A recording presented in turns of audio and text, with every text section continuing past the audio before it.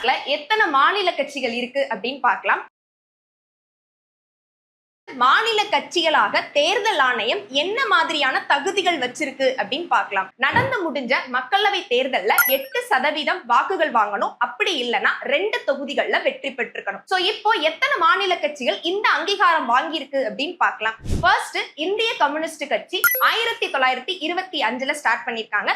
இதோட ஃபவுண்டர் யார் அப்படின்னு பார்த்தோம்னா எம்என் ராய் மற்றும் பல நபர்கள் அப்படின்னு சொல்றாங்க. நெக்ஸ்ட் டிஎம்கே 1949ல ஸ்டார்ட் பண்ணிருக்காங்க.